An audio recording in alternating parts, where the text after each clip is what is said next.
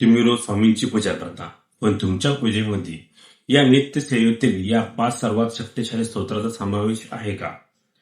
अनेक भक्तांना माहीतच नाही की या 5 स्तोत्रांमध्ये एवढी प्रचंड ताकद आहे, जी तुमच्या घरातील सगळे नकारात्मकता, गरिबी, दुःख एका झटक्यात दूर करू शकते.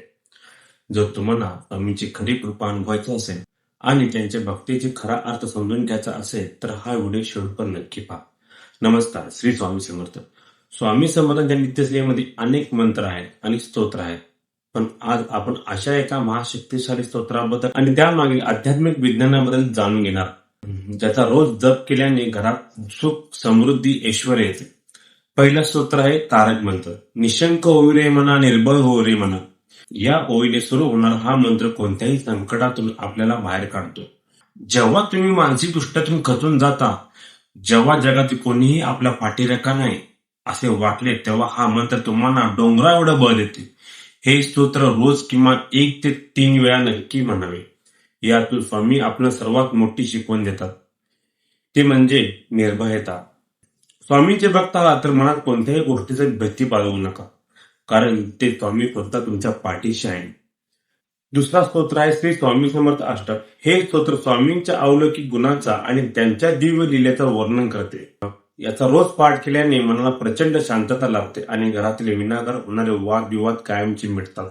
या अष्टकातून आपल्याला शिकायला मिळते, परिस्थिती कशीही असो, स्वामींच्या चरणावरती संपूर्ण शरणागती पत्करा. जेव्हा अहंकार संपतो, तिथे स्वामींचं अधिष्ठान सुरू होतं. तिसरे स्तोत्र आहे श्री सूक्त. जर तुमच्या घरात पैशाची चणचण असेल, कर्ज वाढले असेल किंवा कठोर परिश्रम करूनही व्यापारात प्रगती होत नसेल, तर स्वामींच्या सेवेत रोज श्री सूक्ताचा पाठ आवर्जून करावा. हे स्तोत्र माता लक्ष्मीला प्रसन्न करणारे असून ते यामुळे घरात आर्थिक स्थैर्य येते. पण या स्तोत्राची खरी शिकवण ही आहे, संपत्तीचा वापर केवळ स्वतःसाठी नाही, तर इतरांच्या कल्याणासाठी आणि धर्माच्या मार्गावर चालण्यासाठी केला पाहिजे, तर ती लक्ष्मी घरात टिकून राहते. चौथा स्तोत्र आहे पुरुष सूक्त. हे स्तोत्र घरातील सदस्याच्या प्रगतीसाठी, आरोग्यासाठी आणि विशेषतः मुलांच्या उज्ज्वल भविष्यासाठी अत्यंत गुणकारी मानले जाते.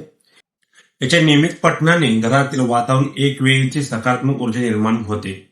पुरुष सूक्त आपल्या एकतेचे आणि कर्तव्याची शिकवण देते. जसे शरीराचे सर्व अवयव मिळून काम करतात, तसेच कुटुंबातील प्रत्येकाने एकत्र येऊन एकमेकाला सांभाळून पुढे जायचे हवे, या स्वामीचा संदेश आहे. पाचवे आणि अत्यंत प्रभावी स्तोत्र आहे काय भैरव अष्टक. स्वामी समर्थ स्वतः भगवान शिवाचे रूप मानले जातात.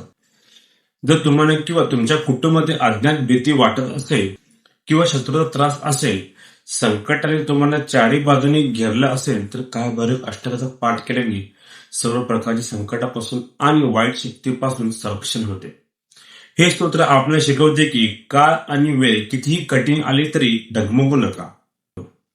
वाईट प्रकृतीचा नाश हा निश्चित असतो, फक्त तुमचा न्याय आणि सत्यावरचा विश्वास धुवून देऊ नका.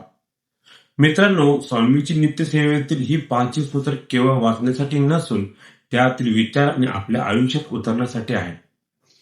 खरी स्वामी भक्ती ही केवळ कर्मकांडातच नाही, तर त्यांनी दाखवलेल्या मार्गावर चालण्यासाठी आहे.